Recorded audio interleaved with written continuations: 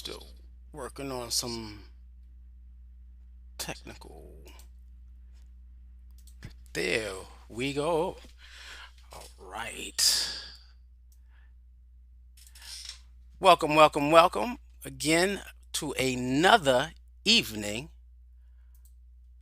of Afristream, where we give you Pan African news, facts with a Pan African perspective.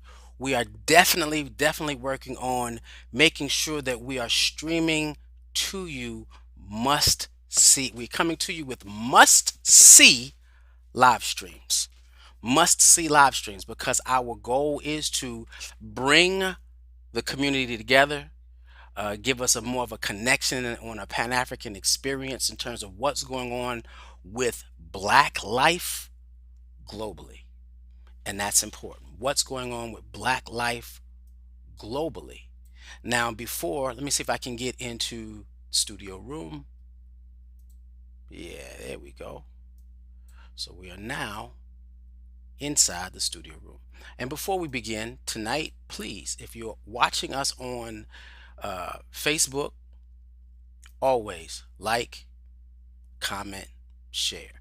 This is how we create algorithms within our community that bring the information to individuals who will love to hear it and see it. It's how we connect. Let us not forget the new meme of communication and how we use it. That's important. If you missed the African Speaks, you missed the tool, the importance of this tool toward us moving forward as a people.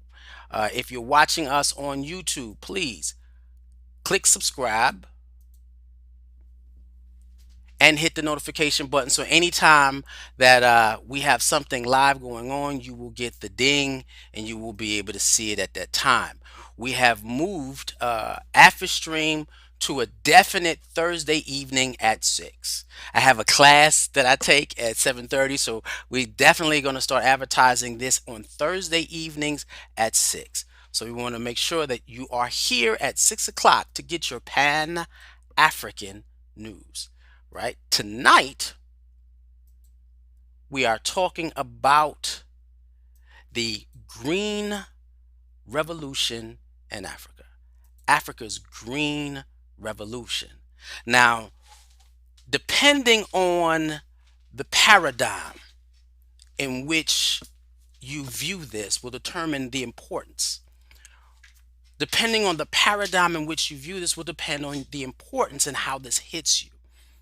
And so hopefully at the end I can bring it full around, but they're saying the next set of millionaires coming out of Africa will come from the agricultural department.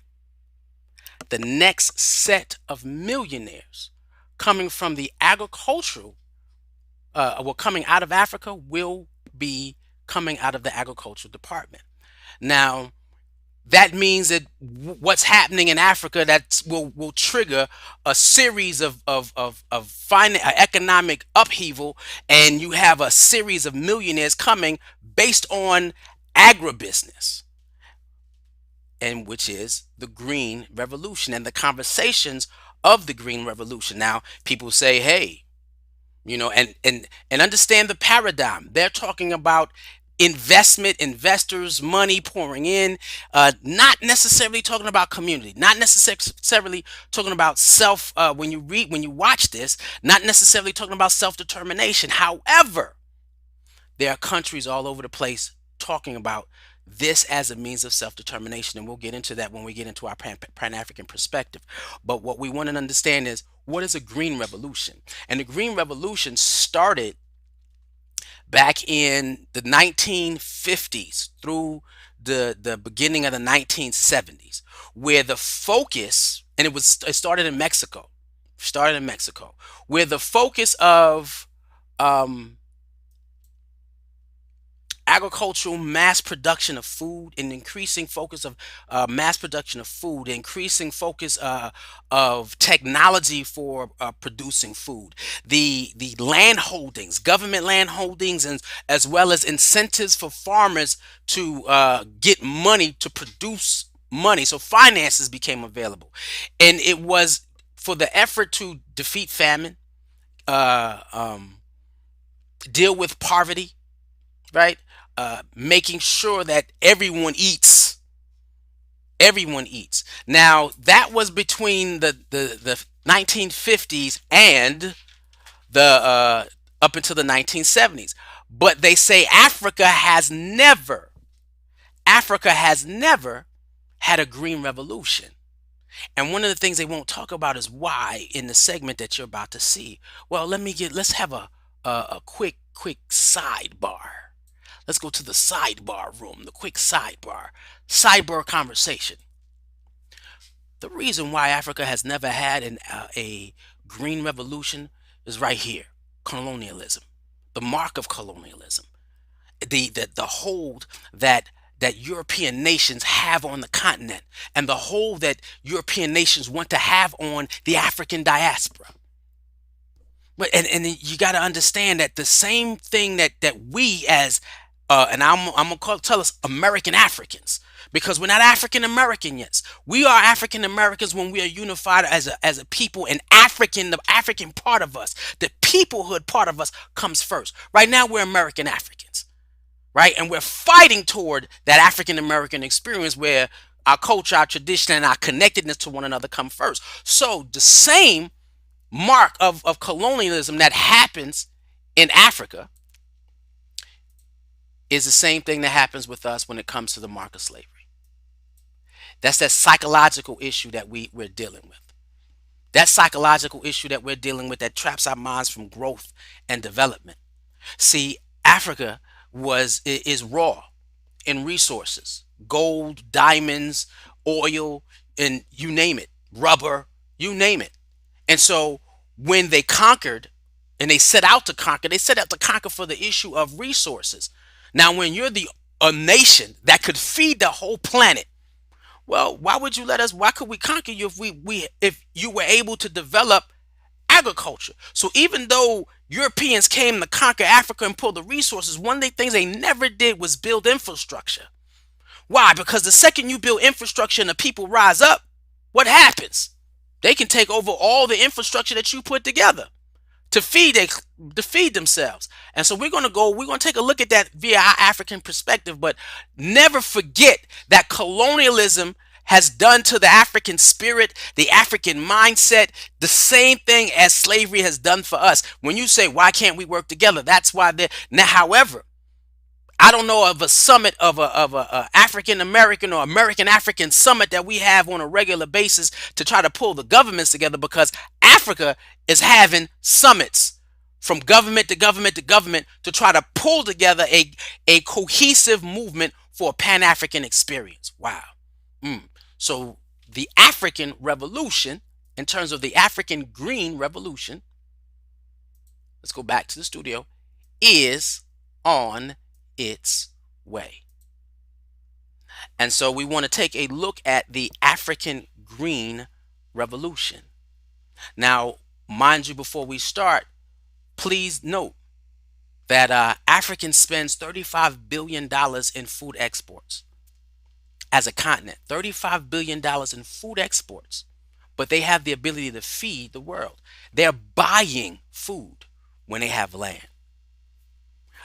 However, again, the African governments have been gathering and gathering and gathering, seeking a resolution for such as this.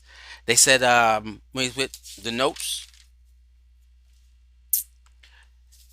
China, and they're using China as an example. China was able to deal with globalization and taking over manufacturing and production for everything. It's not nothing that you're going to pick up that doesn't say made in China. And they're hoping, they're planning to be able to do the same globalization when it comes to agribusiness in the continent of Africa. So what happens when the continent as a whole takes hold of their land, building the infrastructure needed to harvest food? Because they're saying there's going to be a need for according to the increase in population, there's going to be 75% food production needs to rise. Now, anything rising than 75%, you'll see this, requires economic support and investment, When you have something that's about to go up for another 70%, it said $90 billion of the coca bean. $90 billion of coca bean, that's chocolate. It's a $90 billion industry globally. Africa only gets $4 billion of that, but they produce over 50% of the world's cocoa bean. How does that happen? How does that happen? Colonialism, mark of slavery. Now, they also say that the coffee industry is an $80 billion industry.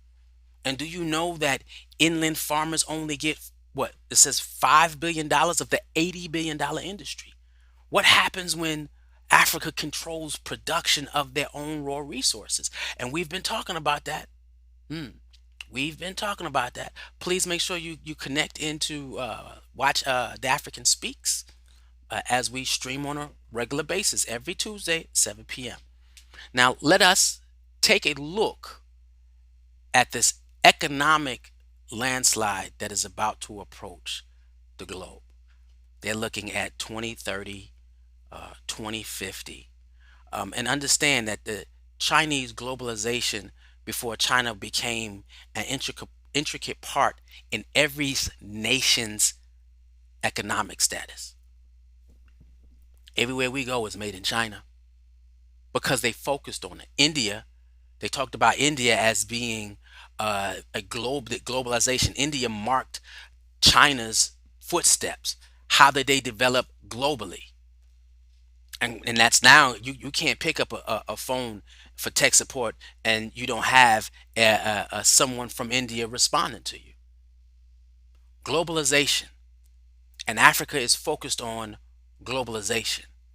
And the question, and what we are hoping and what we're praying for is that it's not undergirded by colonialism.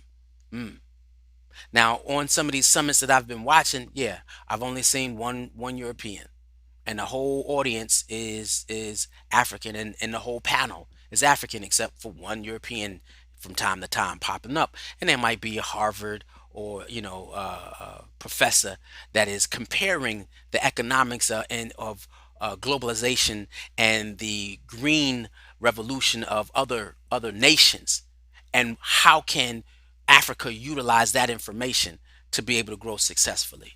Well, as we begin our Afristream experience, let us take a look at why they say this will develop the next set of millionaires coming out of Africa. We'll talk about it as it goes.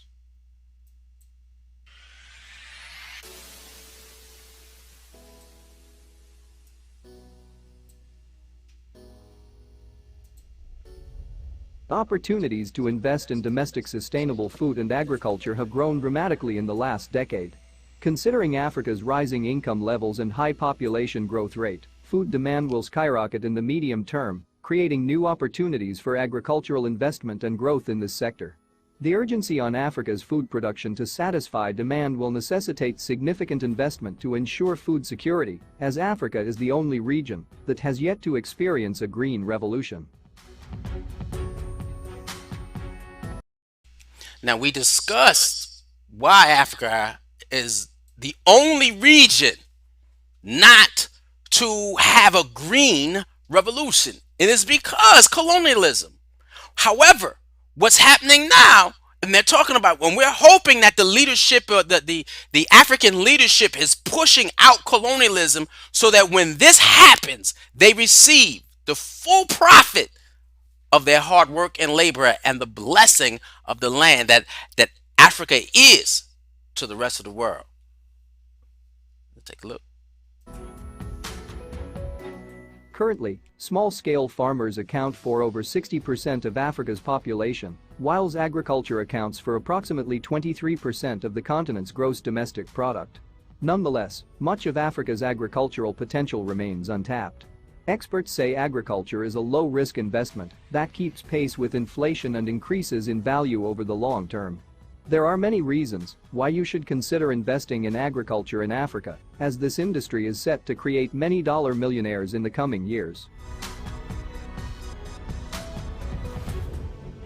Our video today will present 10 reasons why investment opportunities in the agriculture sector in Africa will make more millionaires. So without further ado, here are our 10 reasons why investment opportunities in agriculture in Africa will create more millionaires in the coming years.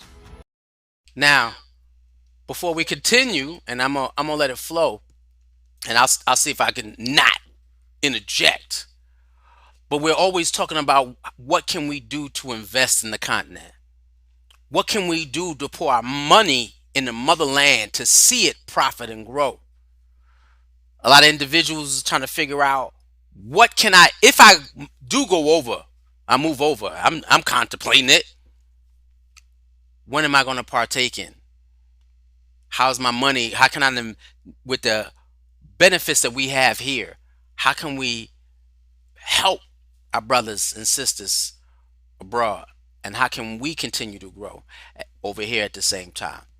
Now, this is deeply, well, I got to wait till the end till we do the Pan-African perspective, because this rings a bell in terms of some of the leadership that I'm connected to here in the States. The importance of agribusiness. Let's go.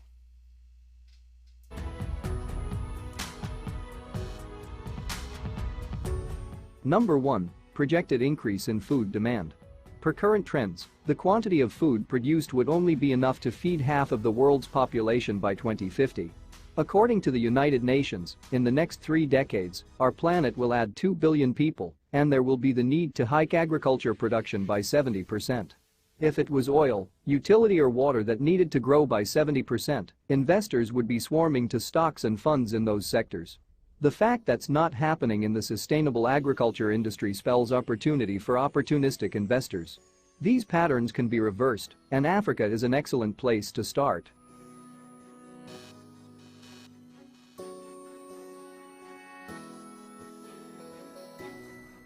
Owing to Africa's increasing purchasing power and rapid urbanization, food demand will soar significantly in the coming years, opening up new agricultural growth opportunities.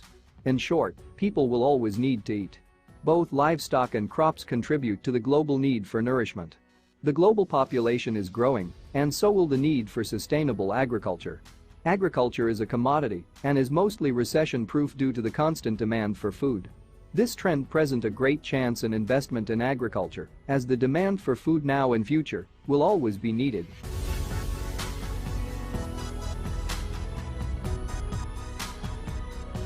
Number 2. Future African billionaires will be farmers. It seems far-fetched to imagine oneself achieving tenable financial goals through agriculture in 4 to 5 years after graduating from high school. The ideal narrative would be getting a white-collar job, curing sick patients, or defending clients in court after attending college. Farming appears to be engaged by people who have no other options. However, the green revolution has apparently dawned as the agricultural industry has made huge strides. The once ignored profession is now a highly sustainable treasure trove.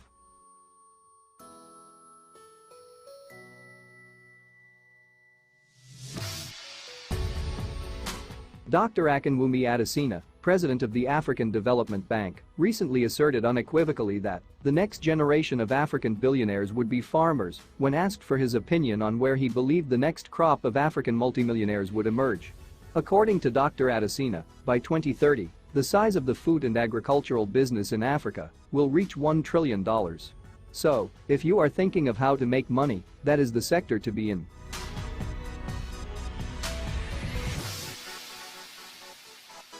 Number 3. Big market for food processing and logistics industry. According to a recent UN food report, farmers in several rural villages in Africa loses more than half of their harvest every year, not to neglect or to a lack of care, but to the deplorable state of their transportation infrastructure. This makes it difficult getting their harvest to market centers. It is estimated that as much as 50% of fruits and vegetables, 40% of roots and tubers and 20% of cereals, legumes, and pulses harvested in sub-Saharan Africa are lost before they reach a market.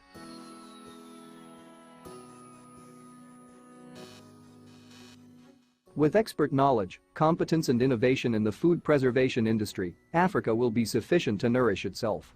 The current scenario provide a huge investment opportunities in food processing industry, which can process the many harvest that goes waste. Also, there are opportunities for transport logistics company who can help in transportation of food from rural areas to the cities.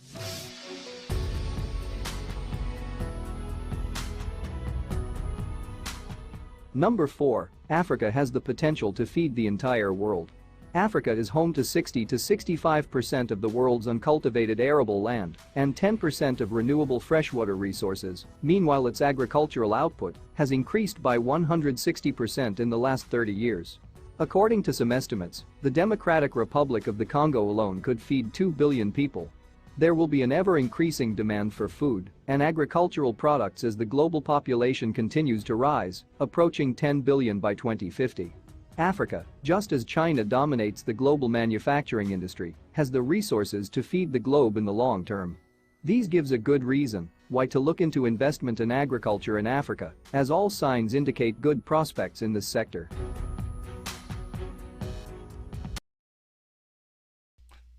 Now, to this point, they need 70% growth, recession proof. Recession proof, because everybody needs to eat. I need you to hold this, hold key points until the end so we can get this Pan African perspective. Um, they got a billionaires coming as farmers, and Dr. Anasanya is clear in his process of him evolving into who he became. He said, I maintained a certain way of in terms of look, wearing a bow tie, coming up as a farmer and everything, because I wanted the younger generation to understand agribusiness is the future. I'm not just a farmer, I'm a businessman. And then the issue of transportation infrastructure. What? Trucking companies and well, we're gonna get to this Pan African perspective because I'm ready to go off because this thing is charging me. Uh, everything we have, we have black owned trucking companies here. We have black owned trucks or owner operators here. We have the things, and this is where that combination comes into play, right? Food processing manufacturing, we might have to grow into that. But they have 65% agricultural land.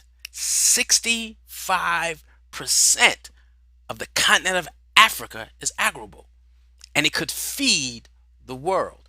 Understand why colonialism had to take effect, because if we can't snatch their raw resources, they have the ability to take care of themselves. Let's continue.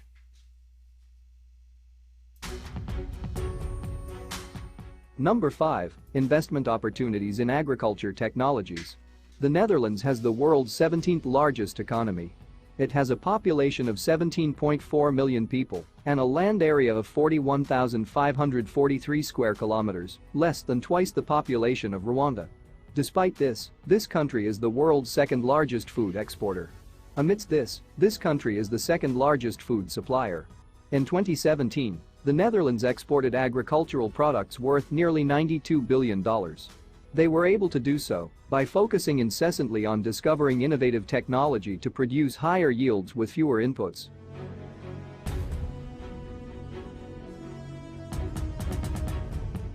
Many farms in the Netherlands, for example, produce more than 20 tons of potatoes per acre, as compared to the global average yield of 9 tons per acre. Between 2003 and 2014, modern manufacturing technology led to a 28% increment in vegetable yields, a 6% decline in energy consumption, and a 29% significant decrease in fertilizer usage. This suggests agriculture thrives with better technology than a heavy reliance landmass. The present state of agriculture in most parts of Africa lacks the needed technologies, as most farmers engage in their activities manually. With that being said, picture the benefit of investment in modern agricultural technologies and the huge benefit it will bring, as this market is mainly untapped.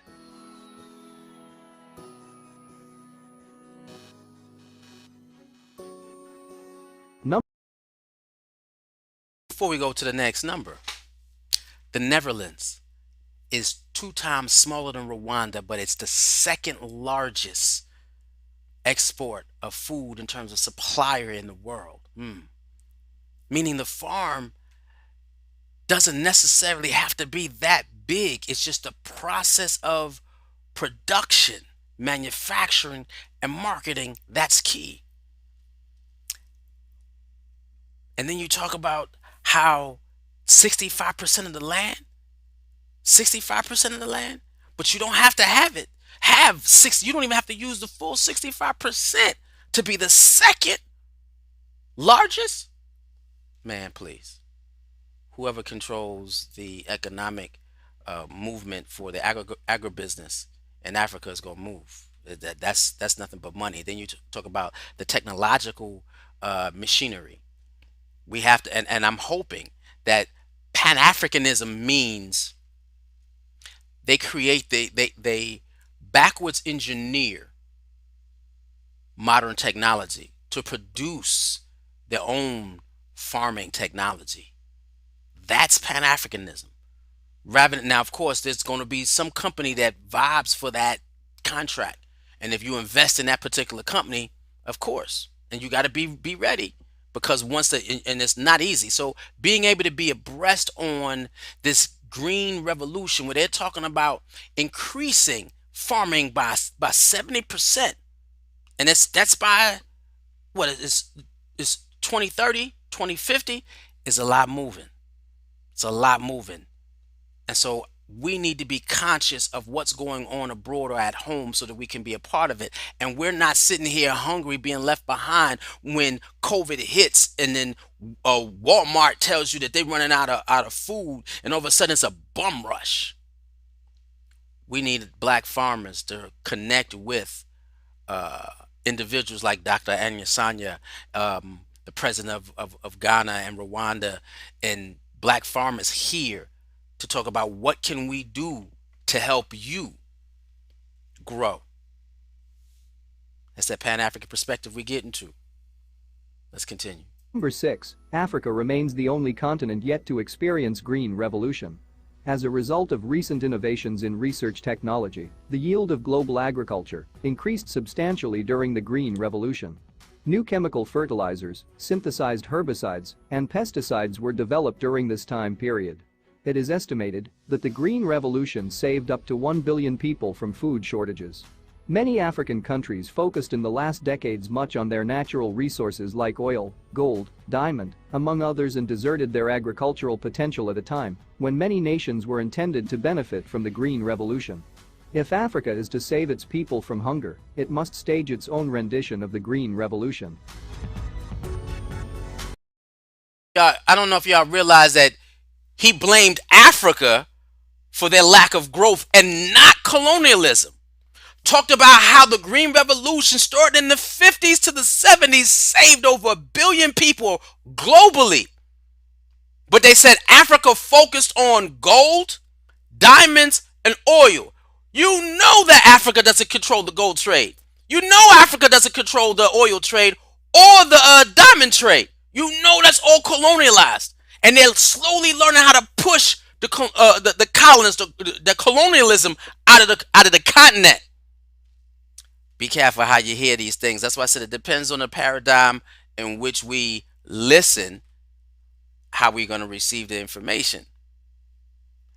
What they're realizing that in other countries, the ability to maximize an economic value in terms of investments is real small. But so they look at the growth of the country that they kept down and said, at this particular time, if we begin to develop the country that we kept down, we can take our net worth through the stratosphere. And this is why I'm saying, I'm praying, and I'm hoping that what's happening, and this is maybe why leadership here, the ones who claim themselves as African Americans, which is more African than American, who has the concept of process and program for the liberation of black people and for self-determination, maybe it's time to reach out. Maybe it's time to connect and work together for this to happen. We need a green revolution in Africa, and we need a green revolution in America. See, I'm so hyped. Let's continue before I give you the closing arguments on this Pan-African perspective.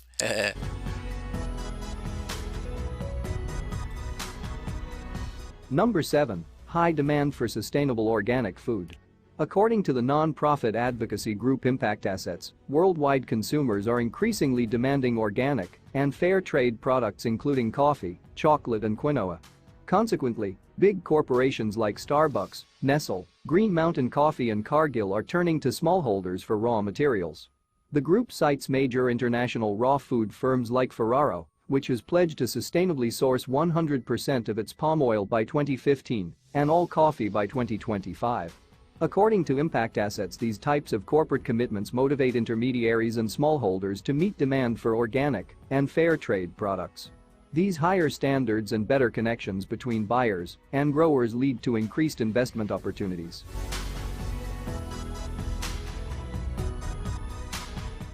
With this development, Africa has a huge potential to meet the world demand of organic food, since Africa's full agricultural potential has yet to be realized.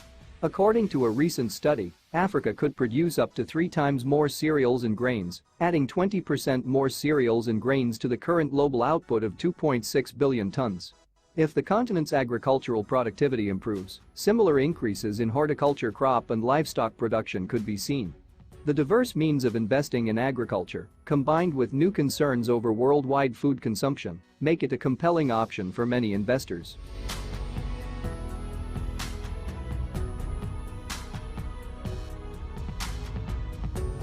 Number 8. Investment in agriculture can be more sustainable than the stock market. When you invest in agriculture, you are investing in a physical plot of land. This land's value only appreciates, unlike stocks and businesses. Investing in agriculture is typically a long-term venture. Returns vary depending not only on commodity prices but on how much and how fast the land appreciates. Depending on the farm's location, current commodity prices and other factors, returns on investment range from 3 to 5% for commodity-based land or 10 to 15% for specialty crops. Because agriculture investments are long-term, they can be set up to be kept in the investor's family and passed down to future generations. Agricultural investments can appreciate indefinitely.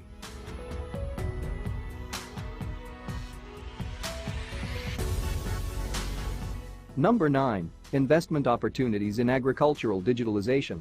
In the coming decades, digital technology has the capacity to transcend the food, agriculture and fisheries systems. Mobile platforms, data analytics, high-resolution satellite imagery, precision equipment and artificial intelligence could all help boost sector productivity, sustainability, and resourcefulness. Several of these technologies are already in use, while others are still in development. This will necessitate significant public and private investment in digital infrastructure, as well as education and training. These sectors present a huge opportunities for investment in Africa, which will yield great return of investment and at the same time improving the lives of millions of people.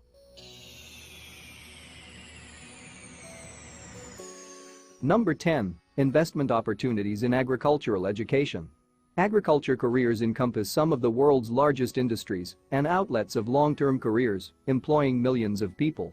With the huge and untapped agricultural potential in Africa, the educational sector presents also a great investment opportunity, as more and more qualified experts are needed in these sectors. Many of the jobs in the agriculture and forestry industries are classified as green jobs, meaning they help to preserve or conserve the environment. Agricultural engineer, food scientist, agricultural manager, agronomist, botanist, forester, horticulturist, data analytics, and a variety of other careers are among the most popular. Investment in educational institutions such as private university or a vocational school requires in most African countries only a practicing license, partners and few investors.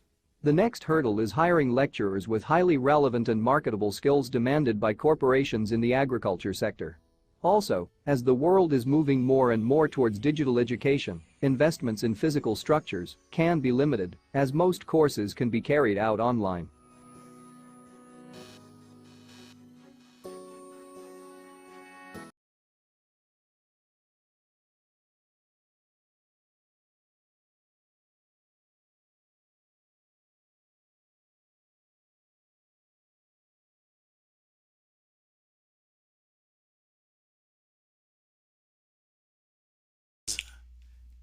This has been a eye opener for me, and I don't know if it's for others, in reference to what agriculture can do for people oppressed.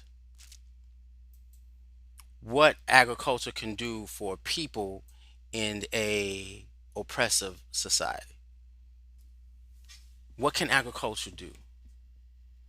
Now, we always state that there are, we, and I always talk about when I say we, a part of the community that I'm a part of. There are certain necessities that people need to live. There are certain necessities, and you can't get around it. And those necessities are all the same in terms of this modernized society. You need shelter, clothes, food, transportation, economic stability. You need community and family. You need medical care. You need an education. Those are the things that are every individual needs. Period. Companionship, community, money, economics, transportation to be able to get around to or fro. You need food, clothes, housing. You need an education, to open your mind, and you need health care. Not even health care, but medical facilities, which is health care, natural, unnatural.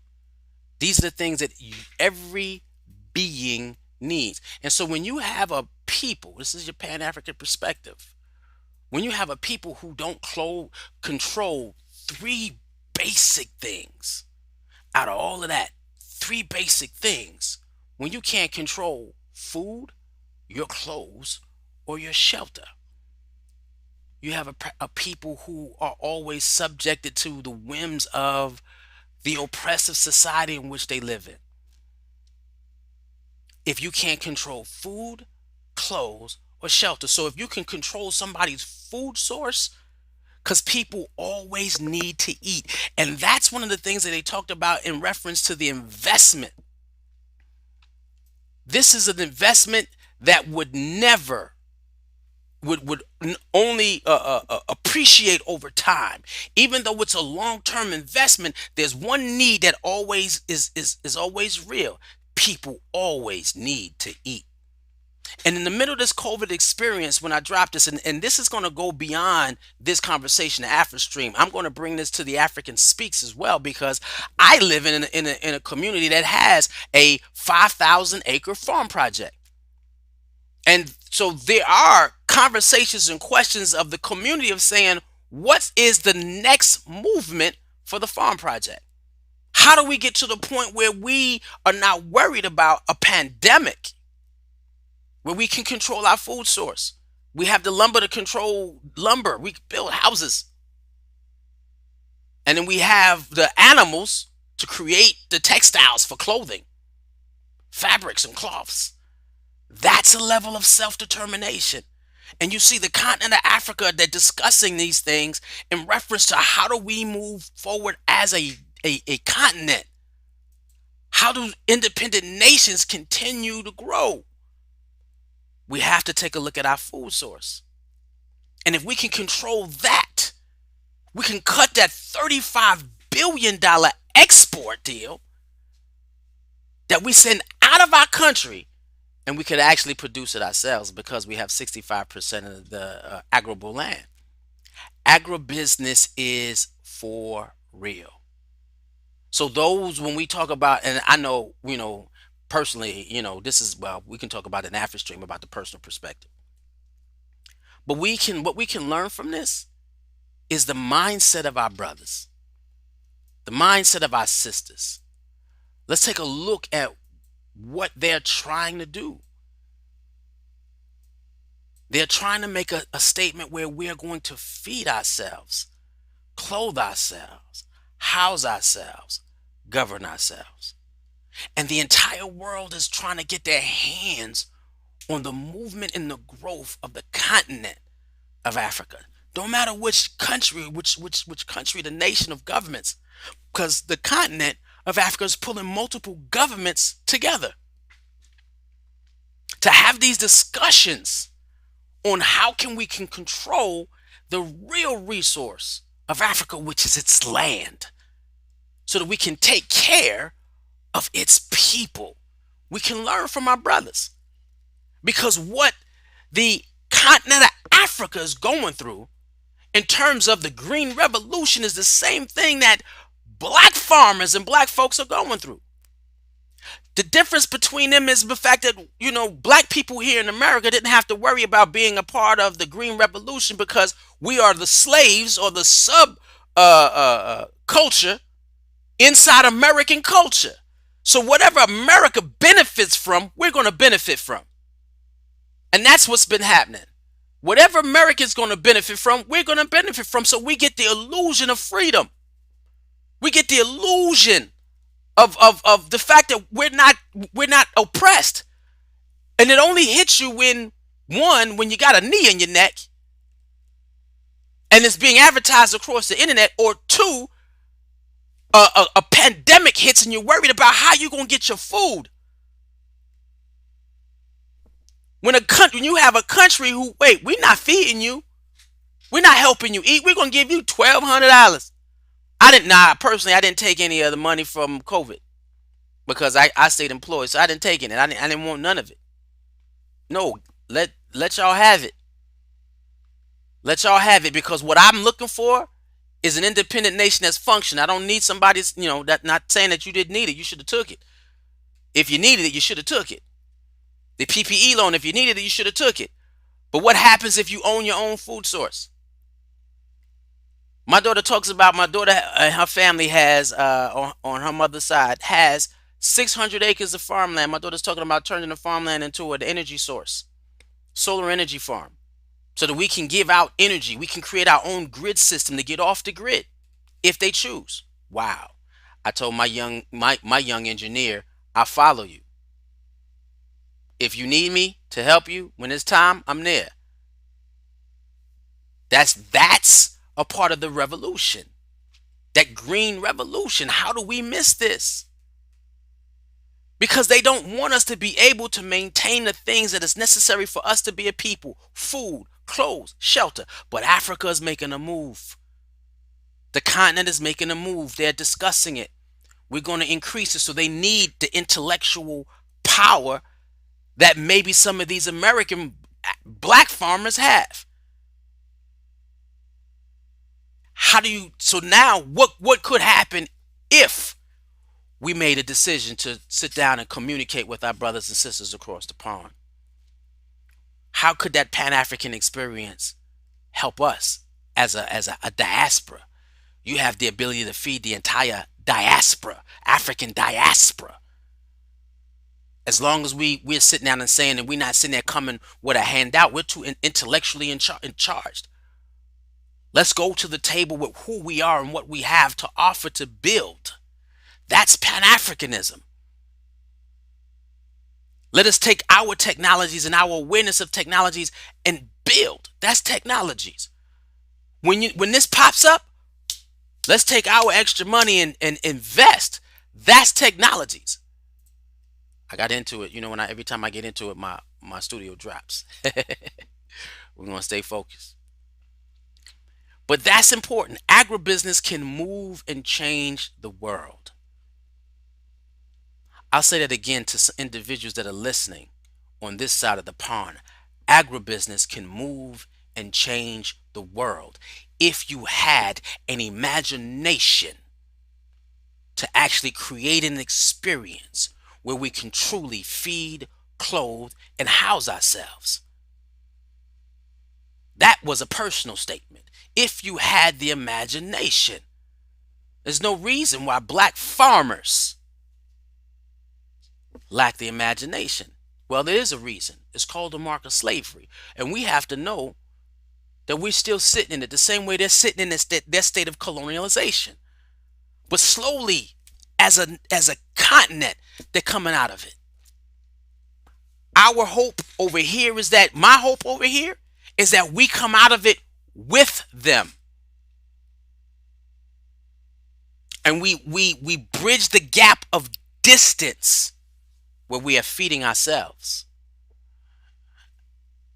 China took 2 decades to globalize. 2 decades, 20 years, China was at the top of the planet. it could take us 2 decades, 20 years to be at the top of the planet. That's another statement. 20 years if you had a farm and a focus to feed for real. Agribusiness is a business that does not depreciate, especially if you're not trying to sell. The problem with the black farmers here is they're trying to compete with white farmers. Stop. We got enough black farmers and enough land to create our own grocery stores.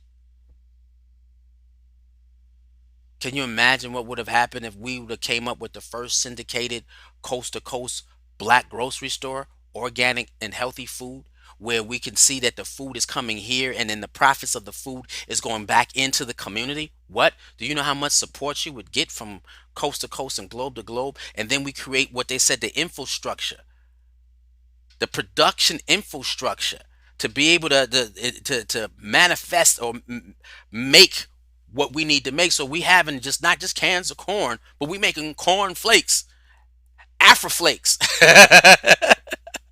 Afroflakes is real. It's a real conversation. We not making Cheerios, we even Afros. Why? Because we create the manufacturing. We're giving jobs. We're employing each other just so that we could eat. If you had the imagination to build, why not do it? If you have the resources of land, why not do it? That's what it takes. It takes somebody having the heart to step out on a ledge and say, I'm going to be focused on liberating black people. Period. And that's real. Afristream. So let us support our black farmers. Let us support our brothers and sisters abroad. Let us have an imagination of a Pan African experience where we feed ourselves. Wow. We employ ourselves. Farmers can ship goods, and we make a connection via governments. We take trips to different to different countries in the continent, meeting with their heads of state, saying that we have farms over here. How can we help get you the food you need? Rather than importing it from America, let's import it from a collective African American farming coalition. Wow. I need Kwabena up on here. I asked him about it. I didn't check to see if he could see it, but Kwabena, I'm getting ready to reach out to you, brother. But this is what that does. This is must see live stream. I need your imagination to grow because there are changings coming. And by 2050, I'm still going to be here. I would love to see the changes. By 2030, Africa will have done produced some land so that they can keep some of their resources. I would love to see that. Starting December, we have Ghana doing the back home experiences, with back to the cities experiences, where they're coming back. Talking about American Africans. Hopefully, the African Americans are the ones that go to Ghana to help build infrastructure. This is what this is about. I've been sitting on this information for a few weeks now. It's been out earlier than that, but this is something I really wanted to talk about. But I want to go more in depth in reference to what it takes to actually do something here in America for agribusiness. And that probably will come up on The African Speaks. What does that look like to feed ourselves for real? And then share that wisdom with the bigger continent. This is Afristream, where we take a look at global news from a Pan-African perspective. Imagine you getting up and not worried about a pandemic because they said it's recession proof. Agriculture is recession proof because everyone needs to eat. So imagine black farms having black workers, paying them decent wages, feeding each other the world over. Now right there, that right there is a Pan-African perspective. Afristream, we out. One love.